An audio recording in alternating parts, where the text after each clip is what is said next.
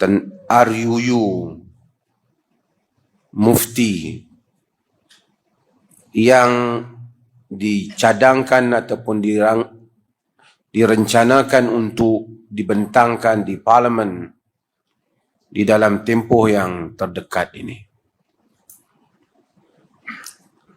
Kita memberikan pandangan kita, kebimbangan kita di atas beberapa perkara.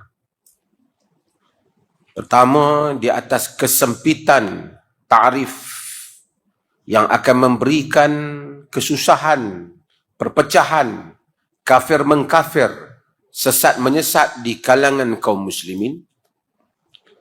Yang kedua ialah sifat negara ini yang bersifat persekutuan ataupun federation, yang mana wilayah persekutuan merupakan kawasan wilayah pentadbiran kerajaan pusat, yang mana semua orang daripada Perlis, daripada mana-mana sahaja, Kedah, Selangor, apa sahaja, mereka mesti memasuki wilayah persekutuan. Maka ia terbabit dengan orang lain.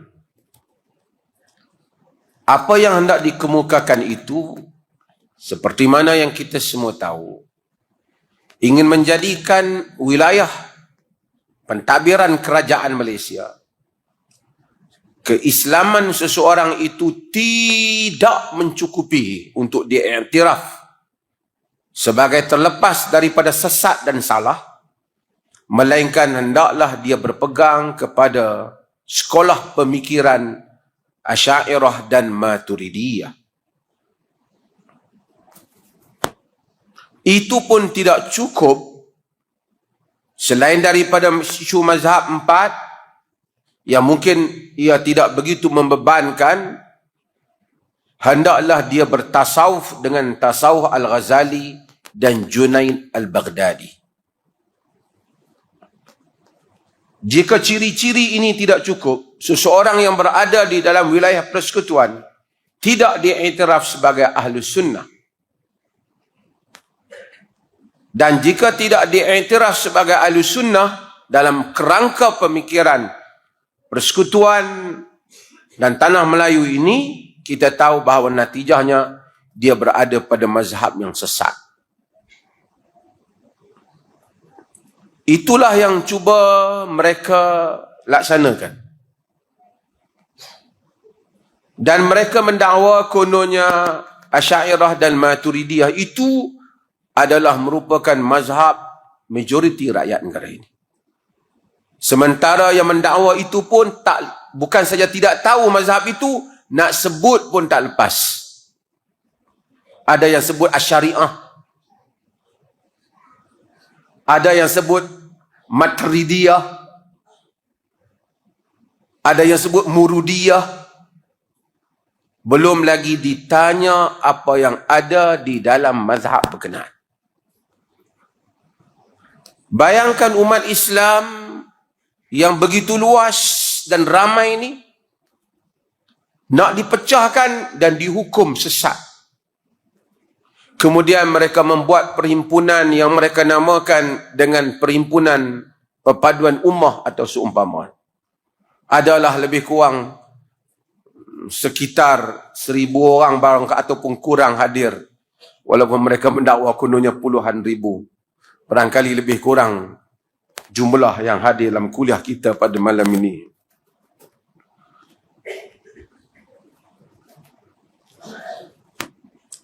Inilah yang diperjuangkan.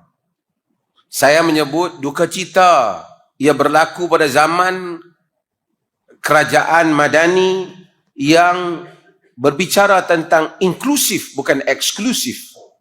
Keterbukaan. Saya percaya itu bukan hasrat Yang Amat Berhormat Perdana Menteri, tetapi menteri yang menguruskan urusan agama itu tidak mengikuti, menghayati apa yang sepatutnya. Saya ingin memberitahu beberapa hal di sini. Hal yang seperti ini telah berlaku di dalam sejarah Islam. Ia berlaku pada zaman kerajaan Abbasiyah pada zaman Imam Ahmad bin Hanbal. Imam Ahmad bin Hanbal ni dia lahir pada tahun 168 Hijrah. Sebelum lagi Abul Hasan Al-Asy'ari lahir. Dan meninggal pada tahun 241 Hijrah. Abul Hasan tak ada lagi sejarah dia. Belum muncul lagi apa-apa pandangan dia.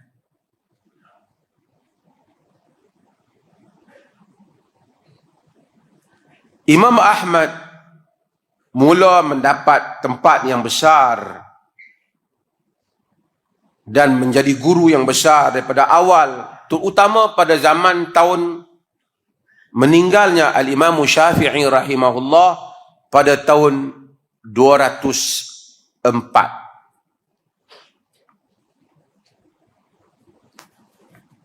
Dia mengajar, menjadi guru terkenal sebagai imam di dalam hadis. Sehinggalah khalifah pada tahun 218 Hijrah. Khalifah Al-Ma'mun, salah seorang khalifah kerajaan Abbasiyah, telah termakan idea Mu'tazilah.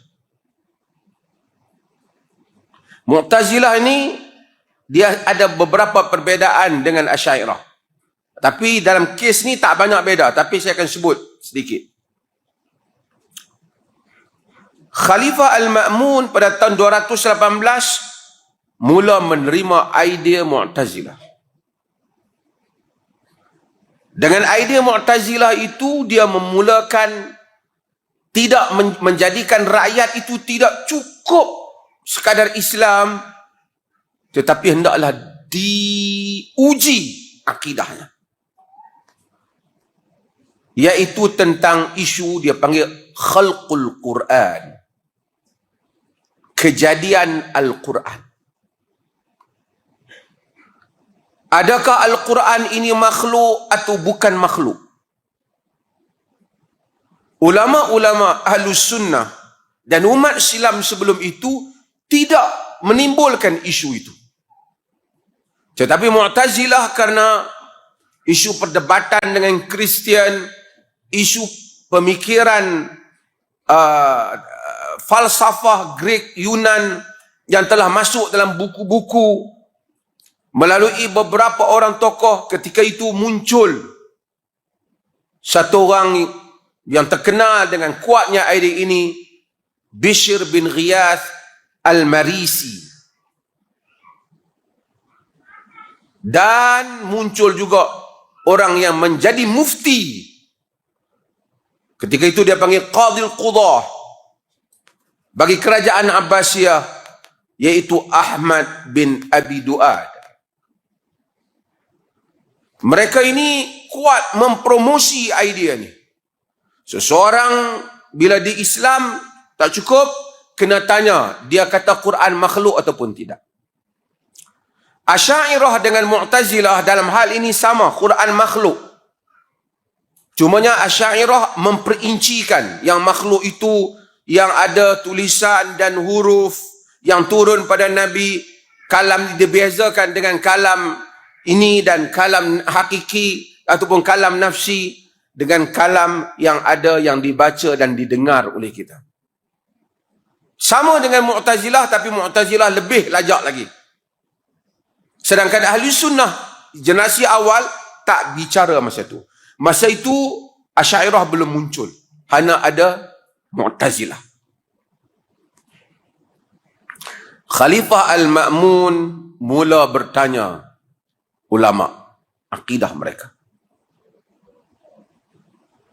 Dan ramai yang ketakutan, ada yang terpaksa jawab. Sehingga dikatakan Yahya bin Ma'in pun tak berani jawab kerana khalifah mula mengenakan kuasanya kepada siapa yang menyanggahi mazhab ini.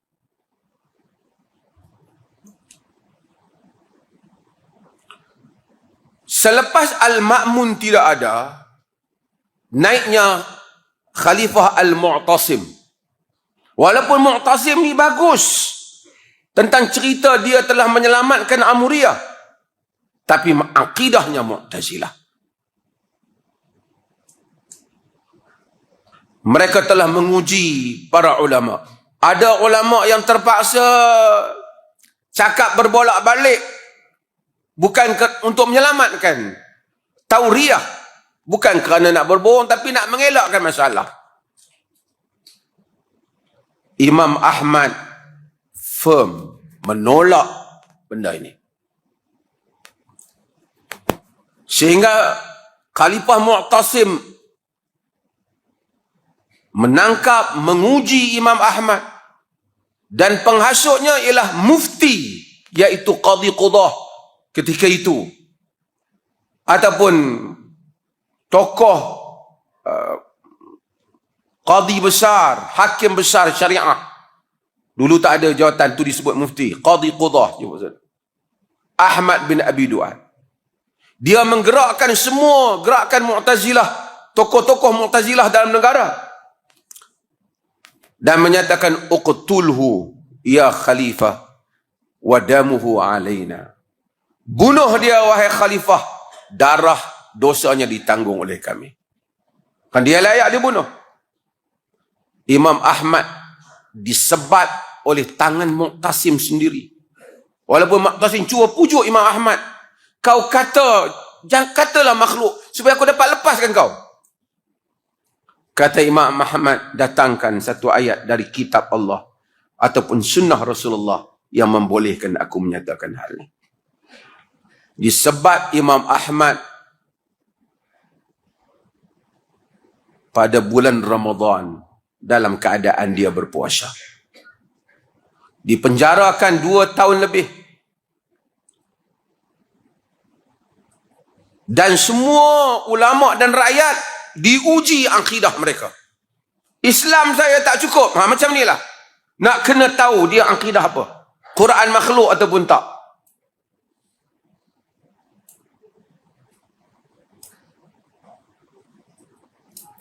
Ramai ulama, ada sebahagian yang mati. Imam Ahmad bertahan. Ulama, orang lain tak boleh buat apa, rakyat tak boleh buat apa, khalifah menggunakan kuasa. Ditambat dan disebat Imam Ahmad. Sehingga para ulama menyebut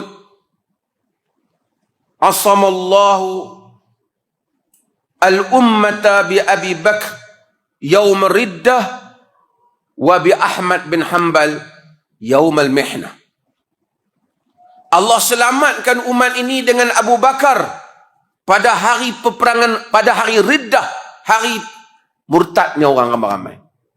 Dan Allah selamatkan umat ini dengan Ahmad bin Hanbal pada hari mihnah, iaitu hari ujian, iaitu Quran makhluk ataupun tidak, dinamakan dengan Ayyamul Mihnah. Selepas makmun tak ada, ganti khalifah yang baru, Al-Mu'tasim, atas mazhab yang sama. Tak membenarkan mazhab lain. Imam Ahmad tak boleh mengajar. Jika tuan-tuan pernah mendengar kuliah saya dahulu tentang imam hadis yang besar daripada Andalus, Baqi bin Makhlad, yang datang daripada jauh nak berguru dengan Imam Ahmad, terpaksa setiap hari dia datang sebagai seorang peminta sedekah untuk mendengar satu hadis daripada Imam Ahmad. Kena berlakon. Kerana kalau khalifah, kena special brand tahu, pasukan kerajaan tahu, ada orang yang pergi mengaji dengan Imam Ahmad, akan ditangkap. Ini bukan zaman moden, ini zaman khalifah Islam. Baqi bin Makhlad datang jauh. Imam Ahmad kata, min Afrika, ab'ad min dah, dari Afrika, aghusul bahr, dari jauh, terpaksa masuk ke dalam menyeberangi laut. Kata Imam Ahmad, orang sepertimu ini ditolong, tapi kau tahu keadaan aku tak boleh. Jika kau mau, kau datang bagi salam, satu hari satu hadis aku baca. Imam Ahmad terpaksa disembunyikan. Tak dibenarkan bertemu dengan orang, takut mengajar. Kerana nak menjaga isu Quran makhluk. Isu Mu'tazilah. Dan isu ini sama ada pada Asy'ariyah, cuma Asy'ariyah lebih ada detail sedikit.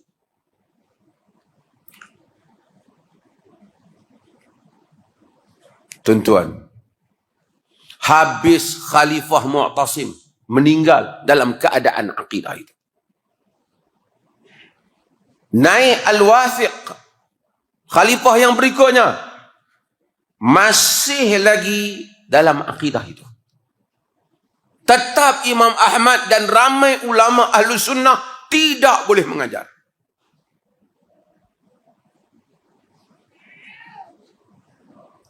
Sehinggalah satu hari ditangkap seorang tokoh. Sebahagian kitab-kitab menyebut namanya Muhammad bin Abdullah. Sebahagian menyebut dengan gelaran umum, gelarannya Al-Azra'i. Dia ditangkap dan dibawa ke hadapan Khalifah Al-Wathiq. Al-Wathiq ini kemudian diminta. Al-Wathiq kata, kau dialog dengan Ahmad bin Abi Du'ad. Dia punya mufti dah. Dia punya qadhi qudah dah. Dia kata, wahwa indi laysa min ahli al-ilm. Aku bukan tak mau dialog, tapi dia bukan ahli ilmu. Dia kata begitu. Ni mufti ni qadhi. Qadhi qudah, maksudnya mufti besar, rujukan kerajaan. Khalifah kata, wahwa indana min ahli al-ilm. Dia di sisi kami ahli ilm, kau kena dialog dengan dia. Dia kata, kalau Khalifah tidak bagi pilihan, tak apa, aku boleh dialog dengan dia.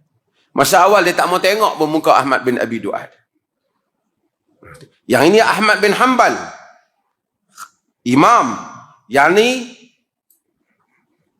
yang buat akta ni namanya Ahmad bin Abi Du'ad. Soalan yang pertama, Al-Azrami tanya pada dia. Nama Al-Azrami tanya kepada dia. Hal Rasulullah wa Abu Bakr wa Umar wa Uthman wa sahabah alimu hadha atau lam ya'lamu? Yang kau katakan bila orang nak masuk kalau uji ni, mengucap Quran makhluk ataupun tidak? Kalau kata makhluk, okey, lepas. Tidak makhluk, tangkap. Nak uji tu, akidah tu. Dia tanya, adakah Rasulullah, Abu Bakar dan Umar dan sahabat semua, mereka tahu tak apa yang kau tahu ni? Masalah Quran makhluk ni. Ahmad bin Abi Du'ad terdiamlah. Kalau dia kata tahu, dia kena bagi tahu dalil. Dia kata, ma'alimu. Mereka tak tahu. Dia kata, dahsyat. Kau ada ilmu yang Rasulullah tak tahu. Abu Bakar tak tahu. Umar tak tahu. Adakah kau mendapat wahyu ataupun apa? Ada. Sebenarnya mereka tahu. Dia kata. Dia pusing balik. Dia kata, mereka tahu.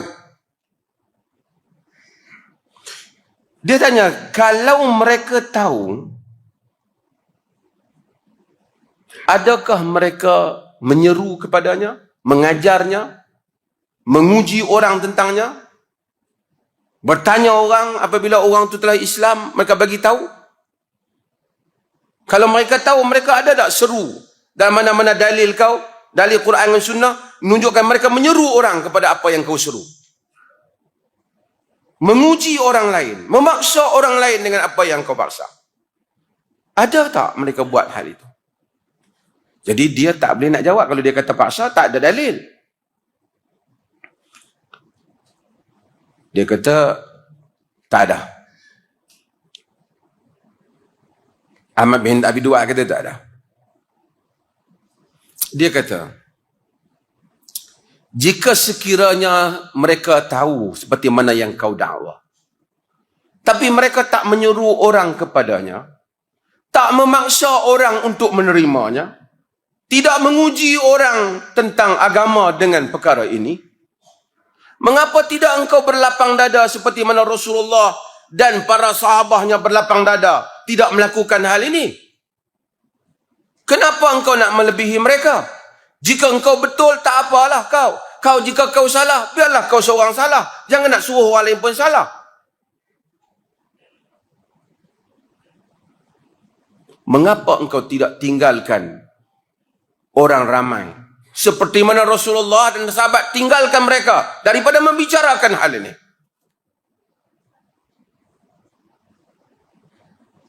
Ahmad bin Abi Du'ad tak boleh jawab. Dia terdiam. Khalifah Al-Wasiq merenung panjang. Ahmad Al-Wasiq kata pada Ahmad bin Abi Du'ad, kau jawablah. Ya, dia kata, mereka tak suruh, tak ada kalau mereka ada kelapangan. Kalau, let's say, kau betul lah. Kau betul, tak apalah. Tapi Rasulullah pun betul, tapi dia tak serukan orang. Kenapa kau nak paksa orang? Ahli sejarah kata, sebahagiannya Al-Wasiq buka gari yang menggari Al-Adhrami. Dan dia kata, aku mohon maaf. Selepas daripada itu, Al-Wasiq slow tentang bab ni. Dan mula tak begitu hormat kepada Ahmad bin Abi Du'ad. Mula biar dia. Mufti yang mengenakan akta ni. Kemudian setelah Al-Wasiq tidak ada, naiknya Al-Mutawakkil bin Wasiq, anak dia, sebagai khalifah. Dia merupakan penyokong kuat Ahmad bin Hanbal. Diberikan kemuliaan kepada Imam Ahmad. Disuruh untuk mengajar kembali rakyat akidah ahli sunnah yang sebenar.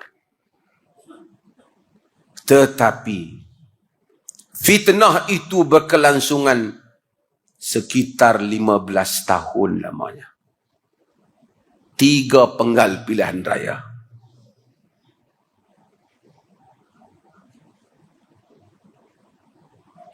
Lima 15 tahun Imam Ahmad disebat, diburu, dipenjara, terpaksa menyembunyikan diri, terpaksa berada jauh daripada orang demi satu isu, tidak mau menyatakan seperti yang Ahlul Kalam kata, Quran adalah makhluk. Ini pengalaman sejarah. Kemudian kita tahu dalam sejarah muncul lagi hal yang seperti itu. Ibnu Tumat yang muncul di Maghrib. Ibnu Tumat ni datang kemudian. Dia ni lahir pada tahun 470 lebih, 74 begitu. Meninggal pada tahun 524 Hijrah. Berapa ratus tahun kemudian. Selepas peristiwa yang dahulu. Dia memerangi kerajaan Murabitin, menegakkan kerajaan Muwahhidin, mewajibkan akidah Asy'ariyah kali ini. Membunuh dalam satu malam saja 70,000 orang yang tak bersama dengan akidahnya.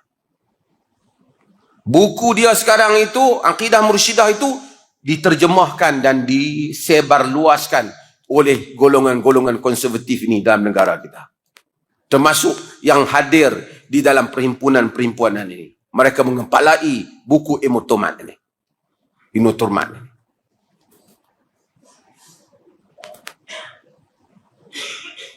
Tuan-tuan, racun yang seperti ini jika dimasukkan, ia akan menjadi barah yang akan menyebabkan rakyat bergaduhan antara satu sama lain. Kafir mengkafir. Hanya kerana tujuan mereka nak secure tempat itu supaya kumpulan mereka saja selamat. Itu saja. tanpa memikirkan masa depan negara. Duka cita menteri agama yang pernah ada latar undang-undang tetapi gagal untuk memahami kemaslahatan negara.